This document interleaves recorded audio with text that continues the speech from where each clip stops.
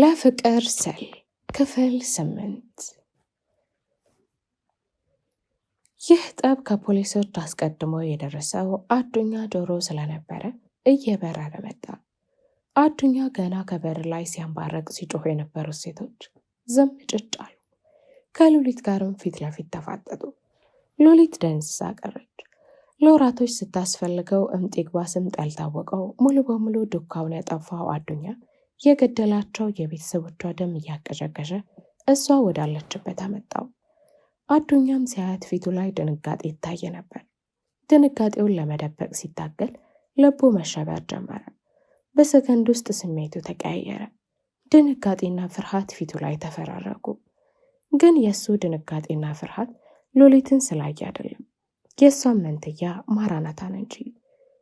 እሳት የሚተፉት አይኖቹን ከዚህ ቀድሞ አይቶታል። ከቀናት በፊት በላይት ፔንሲዮን ግቢ ውስጥ አይቶታል። ይህን አስተያየት ባየንበት ምሽት ሰለሞን በዛው ፔንሲዮን ውስጥና በአያት ኮሊደር ላይ ተገድሎ ተገኝቷል። የእሱ ጣፋንታ ከዚሁ እንደማይዘል ልቡ ይነግረዋል። የእሱ መጨረሻ እንደ ሰለሞን እንዳይሆን በአሁኗ ቅስፈት መንትዮቹን ነፍሳቸውን ከስጋቸው ማለያየት አለበት። በፍርሃት ሲርድ የነበረው ልቡና አንድ ቦታ አልቆም ያሉት አይኖቹ አሁን ወደ ጋለ ብረትነት ተቀይረዋል። ፍርሃቱን ቀጥቅጦ ወደ በቀል ለውጦታል። ያንም ለማድረግ እየተቻኮለ ሄዶ ሉሊትን በመዶሻ እጁ በጥፊ ሲመታት ጥቅልል ብላ ወደቀች። በወደቀችበትም በእግሩ ሁለት የረገጣት። ሉሊት ከወደቀችበት ካፍንጫና ካፏ ደም ይፈሳት ጀመር። በደም የተነከረችው ሉሊት በወደቀችበት ጥሏት ወደ ማራናታ ጉዞውን ጀመረ። ማራናታ የእህቷ የህመም ስሜት ተጋብቶባት ደጋግማ ራሷን ትይዛለች፣ ታቀስታለች። እንደምንም ብላም ከአዱኛ ጋር ለመጣላት ትሞክራለች። ግን አንዳች ኃይል ወደ ኋላ ይጎትታታል፣ ልቧን ያረደዋል። ቆንጅዬ ለካ መንትያ ናችሁ። ይገርምሻል፣ የእህትሽን የበቀል ስሜት አይቼ ከእሷ ጋር መስሎኝ ነበር። ጥሩ ጊዜ ያሳለፍኩት ግን መንትያ እንዳላትና አንቺን ሳይሽ ከበቀል ስሜት በተጨማሪ ፍርሃትሽን አይቼው ከ12 ዓመታት በፊት የደፈርኩት አንቺ መሆንሽን ያወቅኩት አላዱኛ የደም ጥማቱን ጣራ እየነካ። 12 አልክ? ለነገሩ አንተ ምንም አለብክ። በየመንደሩ በጉልበትህ ተመክተህ አያሌው ሴቶችን ስለምትደፍር ቀኑና ሌሊቱ ተምታቶብህ ቀናቶች ወደፊት ገፍተሃቸዋል። ጭንቅላትህ የማይሰራ ቀፎ ስለሆነ ይህን አታውቅም። ግን ደሞን ያስታውሳለሁ እኔነቴን፣ ፍቅሬን፣ ቤተሰቦቼን፣ ጓደኞቼን፣ ሰላሜን ከነጠፍከኝ ድፍን 8 ዓመት ከ9 ወር ከ7 ቀን ነው አለች እየተወራጨች። እሱ ግን ምንም ሳይመስለው ሁሉንም ችላ ብሎ ጸጉሯን ጨምድዶ ሲይዛት አዛሪያስ እሳት ለብሶ ታትጎርሶ መጣ።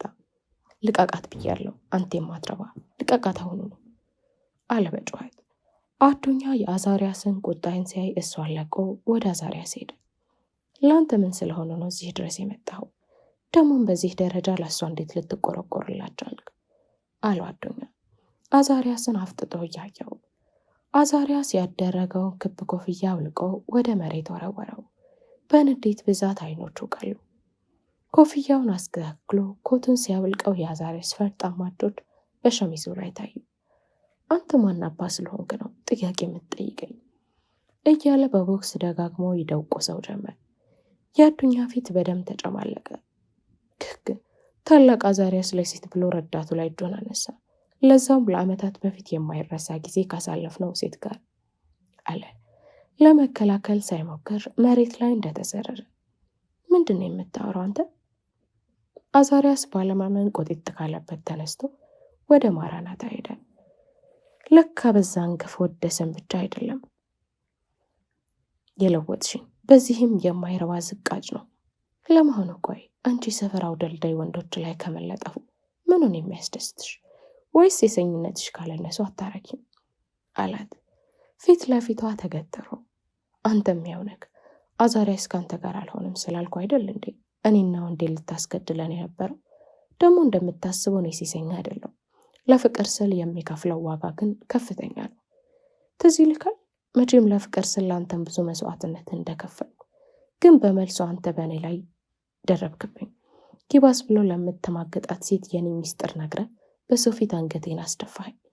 አሁኑኑ ደርሶ ነኝ ሴሰኛ ነሽ ትለኛለህ?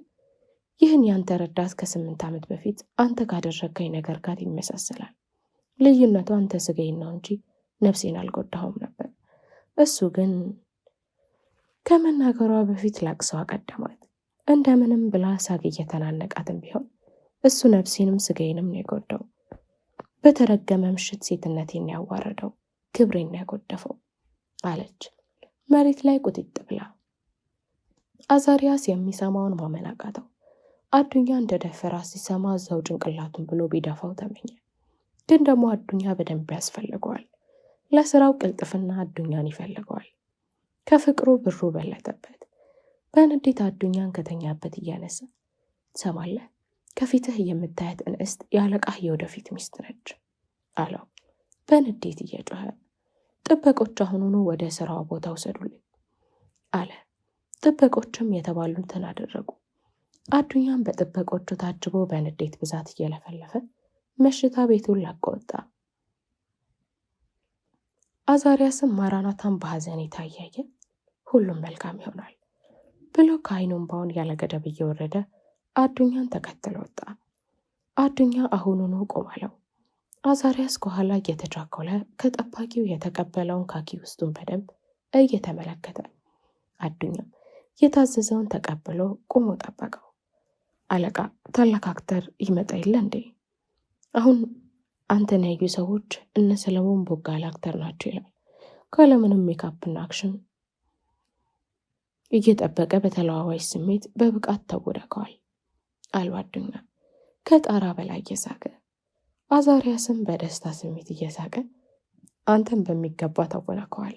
አንቺ የማትረባ አዲስ በምከፍተው መሻ ቤት ውስጥ ባለጌ ለማድረግ ምርጥ ዕቅድ ነው ያቀድኩት። ሴቶች ሁሉም ለችግራቸው ጊዜ ደራሽ ይፈልጋሉ። እኔም የችግሬ ድራሽ መስዬ እስከ መፈጠሯ እራሷ እንድትረሳን የማደርጋት አለ። አዛሪያስ ደጋግሞ የኔ ካልሆነች ሴተኛ ዳሬን የማደርጋት ብሎ የዛተበትን ዛቻ አዱኛ ዕቅድ አንድ ደረጃ እንዲሄድለት በመተማመን አዱኛ ዛሬ በኬንያ ተደውሎልኝ ነበረ። ዛሬውኑ ወደ ኬንያ መብረር አለብህ። ከሳምንት በኋላ የሚገቡት እጾች ራስህ እየመራህ እንድታስገባ ፈልጋለሁ። በጣሊያን ያለህን ልምድ በኢትዮጵያ ያሳየ።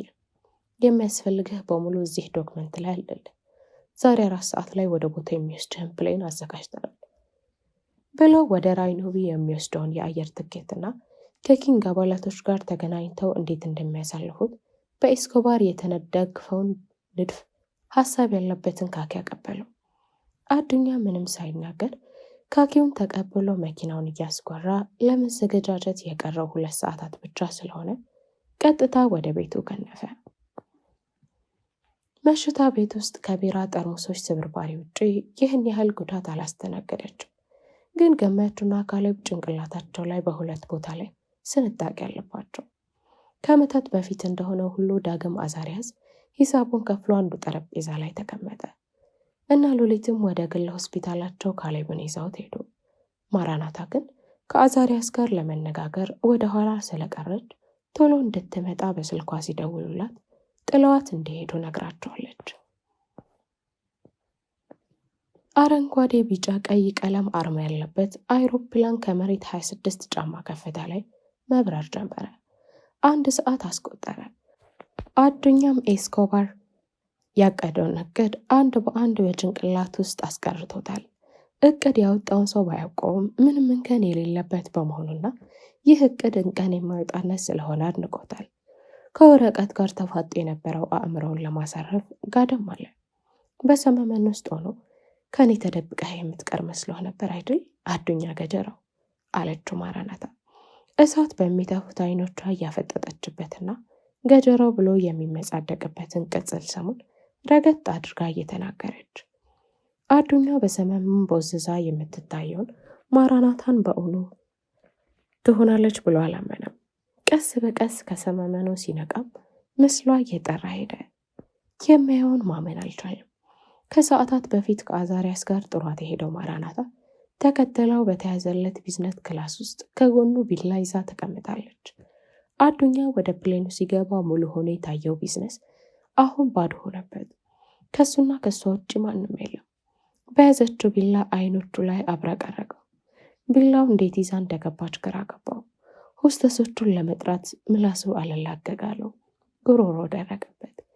የአደጋ ጊዜ አላርሙን ለመንካት እጁን እንዳይሰድ ደጋግማ ማስጠንቀቂያ ሰጠችው። ሰውነቱ በድን ሆነበት። እባክሽ አትግደኝ እባክሽ እያለ ለመናት።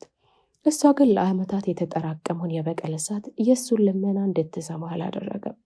እሱን እዛው ገላው እጇ ላይ ካቴና አንገቷ ላይ ገመድ ማጥለቅ መረጠች። እማ አባ ደማችሁ በከንቱ ፈሶ አይቀርም። ይህን የትውልድ መርዝ ለአንዴና ለመጨረሻ ጊዜ ከምድረ ገጽ አጥፈዋለሁ። እናንተም እዛ ሲመጣ እንዳትተውት፣ በቻላችሁ ታቆምኩት ብላ ያለ የሌለ ኃይሏን ተጠቅማ ጩቤውን ወደ ደረቱ ስትልክ አይሆንም እያለ ጩኸቱን ለቀቀው። ያለ የሌለ ኃይሉን ተጠቅሞ ከወንበሩ ላይ ቢነሳ ቢዝነስ ክላስ ውስጥ የነበሩት ተሳፋሪዎች በድንገት ይቁለጨለጩ ነበር። ነጭ ረጅም ሪዝና አፍሮ የሆነ ነጭ ጸጉርና ትልቅ መነጽር ያደረጉት አዛውንት አይዞህ ቅዠት ነው፣ አይዞህ ቅዠት ነው 3 ጊዜ አማተባሉት። አዱኛም በላብ የተዘፈቀ ሰውነቱን እየጠራረገ በጥንቃቄ አይነ ዙሪያው ገባውን ሲቃኝ ቆይቶ በህልሙ በመሆኑ በፈገግታ ደስታውን አንደበቱን በምስጋና ለፈጣሪ ያደረሰ። የአብስራ ማታ በተፈጠረው ነገር እጅጉን ተበሳጭታለች። እቅዶቿ መና ቀርተዋል። ዳግም ከገመችው ጋርም ላትገናኝ ትሄዳለች። ከዚህ በኋላ እርምጃዋ በሙሉ በጥንቃቄ መሆን እንዳለበት ታውቃለች። በተለይ ከካሌብ እይታ መሰወር አለባት። ቤትም ካልቀየረች ካሌብ እንደማያስቀምጣት ስለምታውቅ ቤት ለመፈለግ ጃኬት ድርባ ልትወጣ ስትል በበሯ ስር ፖስታ ተወረወረ። ቀጣዩ ስራሽ ዝግጁ ነው፣ ማድረግ ያለብሽ አንቺ ታውቂያለሽ ይላል። ከፖስታው ጋርም ከአየር ትኬት ተያይዟል። እነ ሉሊት ላላባቸው በረራ ዕቃቸውን ሸካክፈው የተሰፋው የካሌብ ቁስል ቢንቀሳቀስበት ችግር ይኑረው አይኑረው ለማወቅ የዶክተሩን መልስ እየተጠባበቁ ነው።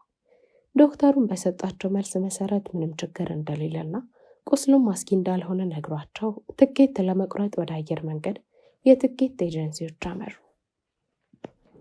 አዱኛ ከአንድ ቀን በፊት ያደነቀው ችግር የሌለበት የኤስኮባር እቅድ አሁን አላልተለዋወጠም ችግር ከሌላ ሁሌም ችግር አለ ብሎ ያስባል። በዚህም ምክንያት የምርቱን 30% በራሱ መንገድ መላክ እንዳለበት ወሰነ። ለዚህም ይረዳው ዘንድ ብዛት ያላቸውን ሰዎች ተሰባስቧል። በተለመደው አሰራር በሺዎች የሚቆጠሩ ሰዎች እጹን እንዲወጡለት አድርጎ ወደ ኢትዮጵያ ልኳቸዋል። የተላኩትም ሰዎች በአዱኛ ረዳት እጹን እንዲያስመልሱና በሰገራ መልክ እንዲያወጡት እየተደረገ ነው። አሁን የቀረው ግዙፉ የኤስኮባር እቅድ ነው። ለኤስኮባር እቅድም ሲባል 20 ተሳቢ መኪኖች በየጋራጁ ተሰድረው ስፖንጃቸው ተነቅሎ የስፖንጃቸው ጥፋትና አስኮርት ጎማ ውስጥ ተጠብቋል። አሁን የሚቀረው ስፖንዳው አሁን የተበየደ እንዳይመስል በጋራጅ ውስጥ ጥበብ በተሞላበት መንገድ እንዳያስታውቅ የቆየ ማስመሰል ነው። አዱኛ የኬንያ ድንበር ቀድሞ በቤት መኪና ቢሻገርም ልቡ ያለው ተጎዳጁ ጋር ነው። በርቀት በውስጥ መመልከቻ ስቡክ የሚከታተለው አዱኛ የመጀመሪያው መኪና ሲያልፍ ከፍተኛ የሆነ ደስታ ተሰማው። ሁለተኛውም እያለ ጥበቆቹ ምንም ሳያውቁ ሙሉ አሸሸ። ወደ ኢትዮጵያ ድንበር ገባ። አዱኛ በደስታ ጮቤ ረገጠ። ከመኪናው ወጥቶ በደስታ ላለቃው ለመደወል ስልኩን ሲያወጣ ወደ አዱኛ ኮቴዎች እየቀረቡ መጡ። አዱኛ ወደ እሱ እየቀረቡ የመጡትን ኮቴዎች የማን እንደሆኑ ለማየት ቀና ሲል ደንግጦ ቀረ። ከእጁ ላይ ተንሸራቶ ስልኩ ወደቀ። እናንተ እንዴት ይሆናል ይሄ? እንዴት አለ። እንደዚህ ይሆናል። እዚህ ድረስ ልትመጡ እንዴት ቻላችሁ? አለ ያየውን ባለማመን። አዱኛ ከፊቱ እንደ ጅብራ ከተገተሩት ሰዎች ውስጥ አንደኛው ከሰገባው የሚወጣውን ጩቤ ይዟል። በአይኑ ላይም የሚታየው የጥላቻ ስሜት ልቡ ላይ የበቀል እሳት እየተቀጣጠለ መሆኑ ያስታውቃል። አዱኛ ነግሬህ ነበር እንደማልፋቅ፣ ግን ደግሞ አንተ አትሰማም። ሴቶችን የነካህበት እጅህ እንደምሰባብርልህም ጭምር። ነፍስህን ለጅብ እራት፣ ለአሞራ የእራት ሲሳይ ነው ማረገው። ግን ከዛ በፊት ብዙ ጊዜ አለ ብሎ አዱኛ ፊት ላይ ስፕሬይ ሲረጭ ተዝለፍልፎ ወደቀ። አዱኛ የያዛትን የኬንያ ታርጋ የተለጠፈላትን ቀይ ዴስክ መኪና ውስጥ አስገብቶ 100 ሜትሮች እንደተጓዙ ተሳቢ መኪኖች በጥበቃ ኃይሎች ተከበቡ። አሽሾችም ከያ ያሉበት ታድነው እንዲወጡ ተደረጉ። ድንበር ተሻግሮ ነገሮችን በትኩረት ሲከታተል የነበረው የኪንግ አባል በፍጥነት ላለቆቹ አሳወቀ። ይህ እቅድ መቼም የማይታወቅና ብዙ ስራዎች የተሰራበት በመሆኑ እንዴትና በምን መንገድ ሊታወቅ ቻለ? ውስጣችን ሰላያለ የሚለው የኪንግ አባላቶችና አስተዳደሮችን ግራ አጋባቸው። ይህ እጽ በመያዙ በንዴት የበገኑት አምባሳደሮች ለስብሰባው የኪንጉ መሪ የሆነውና የሽፋን ስራው የውጭ ጉዳይ ሚኒስተር ጋር በመሄድ ለስብሰባ ተቀመጡ፣ እንዴት ይህ ሊሆን ይቻለ? አሉ። የአሜሪካው አምባሳደር በቁጣና በንዴት አይናቸው እየቀላ። ለእኛም እሱ ነው ግራ የገባን፣ እንዴት እንደሆነ አናቅም። ይህም በፍጥነትና ተነጋግረው ሳይጨርሱ ፕሬዝዳንቱ ራሳቸው ከደህንነት ሰዎች ጋር በመምጣት የኪንግ መሪውና አምባሳደሩን በቁጥጥር ስር እንዲውሉ አድርጓቸው። ነገሮችን በፍጥነት የተለዋወጠባቸው አምባሳደሮች የኪንጉ መሪ አሊያም የውጭ ጉዳይ ሚኒስትር ደርቀው ቀሩ። ዲፕሎማቶች በየ2 ሰዓት ውስጥ ወደ የመጡበት እንዲመለሱ ሲደረግ የኪንጉ መሪ ወደ ወህኒው ቤት ተወረወረ። ማነው ዲቃላ? ማነው አቃጣሪው? ማነው እያለ ዲፕሎማቶቹ በታጎሩበት መኪና ውስጥ ሆነው ሲለፈልፉ ስልካቸው አንጫረረ። ገና አንስተው ሄሎ የሚለውን ቃል እንደተናገሩ አዝናለሁ አለቃዬ፣ በሶማሌና በሱዳን ያለውም አሽሽ በጸጥታ ኃይሎች ቁጥጥር ስር ወድቋል። አሁን ተስፋችን ኤርትራ ነው፣ ግን በሚያሳዝን ሁኔታ የኤጀንታችን ስልክ ሊሰራ አልቻለም አለው። የዲፕሎማቱ ረዳት ዲፕሎማቱ የሚሆነው ጠፋቸው። በንዴት እጃቸው ይንቀጠቀጥ ጀመር። በዚህ መሃል ታዛዥና ጥሩ የአሽሽ ነጋዴ የሆነው ወዳጃቸው አዛሪያስ ደወለ። የእሱ ስልክ መሆኑን ሲያዩ በፈገግታ ተዋጡ። አንዳቸው የምስራች የሚያሰማቸው መሰላቸው። እነ ሉሊት ልትጠልቅ የተቃረበችውን ፀሐይ በጀልባ ላይ ሆነው እየተመለከቱ ነው። ከእነሱ ጀርባም ራቅ ብሎ ሌላ 2 ጀልቦች ሁኔታቸውን በቅርብ ርቀት ይከታተላሉ። ከሚከታተሉ ውስጥ አንደኛዋ ያብስራ ናት። ያብስራ ደጋግማ ሰዓቷን ትመለከታለች። አንዳች ነገር የምትጠብቅ ይመስላል። በተደጋጋሚ ሰዓቷን ስታይ ቆይታ ልክ ከ11 ሰዓት ተኩል ሲል ስልኳን አውጥታ በደንብ ጠብቅ፣ አሁን ጭፍሮቹ መሰወሩን ስለሚያውቁ እሱን ለማዳን የማያደርጉት ነገር የለም። በጥንቃቄ ተመልከት፣ አካባቢውን በደንብ ቃኝ። በመጨረሻው ሰዓት እኔንም ሆነ አንተን ገደል የሚከት ስራ እንዳትሰራ፣ አላማችን ላይ ሳንደርስ ባጭሩ እንዳታስቀረን አደራ። ከደረሱብን በቁማችን የሚቀብረውን አደራ አለችው ለደወለችለት ሰው። እሱም ሁሉም በእቅድሽ እየሄደ ነው፣ አሁን የሚጠበቀው ያንቺን ስራ ማጠናቀቅ ነው አላት። እሷም ነገሩ እንደተፈጸመ ቁጠረው ብላ ስልኩን ዘግታ ከቦርሳ ውስጥ ባስገባው የኤስኮባር ጩቤ አውጥታ ወደ እነ ሉሊት ጀልባ እንዲጠጋ ያሳፈራትን ጀልባ አዘዘችው። ባለ ጀልባውም የተባለውን አደረገ። የእነ ሉሊት ጀልባ ፊት ለፊት አቆመው። ፊታቸው መጥቶ የቆመው ጀልባ ለምን እንደቆመ ግራ ገብቷቸው ለማውራት ከነበሩበት ተነስተው ወደ ጀልባው ሲገቡ የአብስራ በሚኒ እንደሆነች ጩቤ እያወዛወዘች ተመለከታት። ሁሉም በድንጋጤ ደርገው ቀሩ። በተለይ ዳዊት እነሱን ለማጥቃት ብላ የኤስኮባርን ጩቤ ይዛ መምጣቷ ገረመው። እንቅስቃሴ እስክታደርግም ባሉበት ቆመው ጠበቋት። ውዶቼ፣ ባለፈው ምሽት ስለተፈጠረው ነገር በጣም ይቅርታ። እናንተ እንደምታስቡት አይደለም። ነገሩን የዛ ቤት የተገኘሁት በምክንያት ነው። አሁን ምክንያቴ ባይገባችሁም ነገ ትረዱኛላችሁ። ስላደረግኳችሁም ነገር ይቅርታ ብላ በጉልበቷ ተንበረከከች። በአይኖቿ እንባ ግጥም አሉ። እነ ሉሊት የሚያዩትን ማመን አልቻሉም። እነሱን እንደዚህ እያነባች ይቅርታ ስጠይቃቸው ልባቸው ባባ። ከማራናታ ውጪ ሁሉም ይቀር አሏት። ማራናታ ግን በጥርጣሬ አይንን የተመለከተቻት። ምክንያቱም ምንም ይሁን ምን እሷና ቤተሰቦቿ ልታጠቃ እንደመጣች ነው የተሰማት። ለመሆኑ ምክንያቱ ምንድን ነው? እንደዚህ ዘግጠሽ ራስሽን አሳልፈሽ ከሌላ ወንድ አልጋ ላይ እንድትወድቅ ያደረገሽ? የጥርጣሬ መነሻዋን ጠየቀቻት። የአብስራ ግን ምክንያቷን ከመናገር ይልቅ ነገሮችን መሸሽ መረጠች። ጊዜው ሲደርስ ሁሉንም ነገር ታውቂዋለሽ አለቻት። ማራናታ ምንም እንኳን ባታምናትም እህቷ ይቅር እንድትላት ስለለመነቻት ይቅር አለቻት። በሁለቱ መሃልም ሰላም ሰፈነ። በሁለት ጀልባ የነበሩት በአንድ ተቃጠሉ። ጩቤውም ለእሷ እንደማይገባና ለማራናታ እንደሚገባ ሳምና ጩቤውን ሰጠቻት። ሳቅና ጨዋታው ደራ። በዚህ መሃል የአብስራ ስልክ ተንጫረረ። ስልኩን በእርጋታ ስታናገር ቆይታ ሰው እንደፈለጋትና ቶሎ መድረስ እንዳለባት ተናግራ ወደ ጀልባ ተመልሳ ወደ ውሃው ዳርቻ ተመለሰች። ልክ የእሷን መሄድ ተከትሎ ሶስተኛው ጀልባ ወደ እነሱ መጡ። የታጠቁ ሰዎች ወደ ጀልቦቻቸው ወረዱ። አዱኛ ከገባበት ሰመመን ሲነቃ ራሱን ያገኘው ኮተት የተሞላበት የብረት ብረት ወርክሾፕ ውስጥ ነው። አዱኛ ከሰመመኑ ሲነቃ ራስ ምታት ጭንቅላቱን ጨምድዶ ይዞታል። ለመጨረሻ ጊዜም የሚያስታውሰው የሞያሌ ድንበር ላይ አሸሽ የያዙት መኪኖች ሲያሳልፍና ለአለቃው መደወል ስልኩን ማውጣቱን ነው። ከዛ በኋላ ምንም የሚያስታውሰው ነገር የለም። እንዴትና ለምን እዚህም እንደመጣ አያውቅም። ማን አባቱ ነው እዚህ አምጥቶ ያሰረኝ? ማን አባቱ ነው እዚህ አመጣኝ? አላወቃችሁም። አዱኛ ገደራው መሆኔን አታውቁኝም። አዱኛ ገደራው ነኝ እኮ አይደለም ስጋ ለባሹ ቀርቶ የሞት መናፍስቶች እንኳን የሚፈዘፍሱኝ ገጀራው ነኝ አለ። እየለፈለፈ ከገባበት ሰመመን ሙሉ ለሙሉ ሲነቃና የብረታ ብረት ወርክሾፕ ውስጥ ወንበር ላይ የፊት ጥኝ ታስሮ ራሱን ሲያገኝ ለፈለፈ። ስጋ አፍህን አትክፈት፣ ስለ እኔ ብታውቅ እንደዚህ አፍህን አትከፍትም ነበር አለው። ከፊቱ ማስከሪያ ፌስ ሺልድ ተብሎ የሚጠራውን በያጁድ የሚያደርጉትን ከጠንካራ ፕላስቲክ የተሰራውን የጭስና የጨረር መከላከያ ያደረገ ሰው ማናብ የሚለሆነ ደግሞ አንተ አላዱኛ። ተጠያቂው ግን ለሱ ጊዜ አለ አለው ወደ እሱ እየተጠጋ። ማን እኮ ማናባ ተናግሮ ሳይጨርስ ከፊት ለፊቱ ምስሉ ጭንቅላቱ ላይ ተከሰተበት። አዱኛ ከመጠን በላይ ሳቁን ለቀቀው። ለካ አንተ ጀማሪው ሰው ነህ፣ ግን ደግሞ ሳላደንቅህ አላልፍም። ቢሆንም እኔን ዝቅ አድርገህ ገምተኛል። በቁምህ ገሃነም እየመጣብህ ነው ከማለት ውጭ የተኩስ ድምፅ ተሰማ። ወዲያው በር ላይ ሲጠበቅ የነበረው ሰው በሩጫ መጥቶ እንዴት እንደሆነ ደርሰውብናል፣ አሁኑኑ መሄድ አለብን አለው። ሽጉጥ የያዘው ግለሰብ ይህን ሲሰማ አዱኛ ሲደሰት፣ አንዱ ደነገጠ።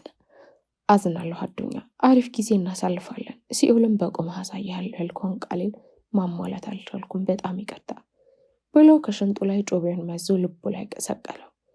አዱኛም ዳግም ሰውን ላያሰቃይና ላይገላገል ይችላል ትቶ ወደ ዘላለማዊ ቦታው ነጎደ። አዛሪያስ አሁን የምስራች ይነገረኛል ብለው እየጠበቁ ያሉት ዲፕሎማቶች በድንጋጤ ክው የማያደርግ መርዶ አረዳቸው። ለነሱ ውድቀት ሲሰራ የነበረው ራሱ አዛሪያስ መሆኑን በአራቱም አቅጣጫ የሚገቡ አሻሾች በሱ ጥቆማ እንደተያዙ ነገሯቸው። እሱ ላይ ምንም አደጋ ደርሳለሁ የሚል ካለና ወደ ኢትዮጵያ መጥቶ ሌላ ሰው እንዲሰራ ካደረጉም እሱ ላይ ያለውን መረጃ ለሌላ ጠላቶች አሳልፎ እንደሚሰጥ ዛተባቸው። በተለይ እነሱ ለሚጠሏቸው የአፍሪካ ቆራጥ መሪዎች ዶክመንቱን መመስጠት ችግር ሆኖባቸዋል አላቸው።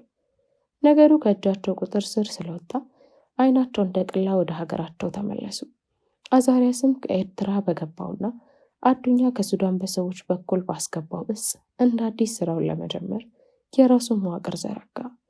በእነሱ ቁጥጥር የነበሩት መሽታ ቤቶች ሙሉ ለሙሉ እንዲዘጉ አድርጎ የራሱን የራቁት ጭፈራ ቤት ከፈተ። ከ6 ወራት በኋላ ፖሊሶች ማንነቱን ለመያዝ ብዙ የለፉበትና እስካሁኗ ድረስ ማንነቱን ያላወቁት ገዳይ አሁን ያለ አይመስልም። በዚህ 6 ወራትም የተደረጉት 2 ግድያዎች ብቻ ናቸው። እነሱም ኤስኮባርን ከሰለሞን ጋር አግተው ሲወስዱት የነበሩት ሰዎች ናቸው። ግን ደግሞ ፖሊሶች ፍንጭም ያላገኙት ከበላይ አለቆቻቸው በሚመጣ ትዕዛዝ ነው።